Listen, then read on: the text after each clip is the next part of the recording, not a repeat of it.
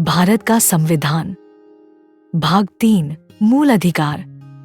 अनुच्छेद 16 लोक नियोजन में अवसर की समता। इस अनुच्छेद तथा अनुच्छेद 15 के प्रयोजनों के लिए आर्थिक रूप से दुर्बल वर्ग वे वर्ग होंगे जिन्हें राज्य समय समय पर कुटुंब की आय और आर्थिक अभाव के अन्य मानकों के आधार पर अधिसूचित करेगा। नंबर 1, राज्य के अधीन किसी भी पद पर नियोजन या नियुक्ति से संबंधित मामलों में सभी नागरिकों को अवसर की समानता होगी।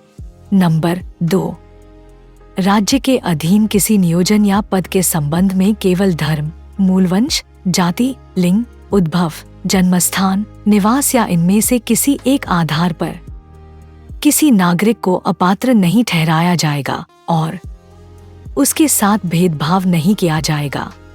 नंबर 3, इस अनुच्छेद की कोई भी बात संसद को ऐसी विधि बनाने से नहीं रोकेगी जिसमें यह प्रावधान हो कि किसी राज्य या संघ राज्य क्षेत्र की सरकार या उसके अधीन किसी स्थानीय अथवा अन्य प्राधिकारी के पद पर नियोजन या नियुक्ति के लिए उस राज्य या संघ राज्य क्षेत्र में निवास की शर्त निर्धारित की जा सकती है।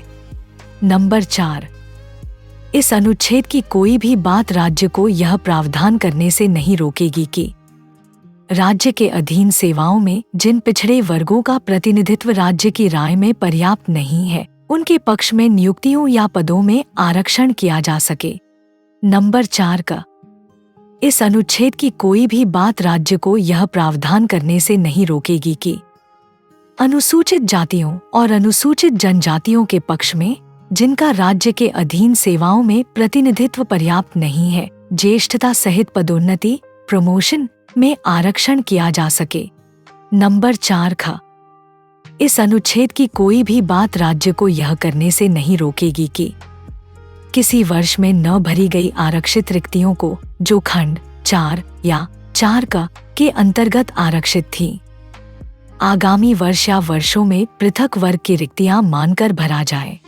ऐसी रिक्तियों को उस वर्ष की कुल रिक्तियों में जोड़कर 50% आरक्षण की अधिकतम सीमा निर्धारित करने के लिए गणना में शामिल नहीं किया जाएगा।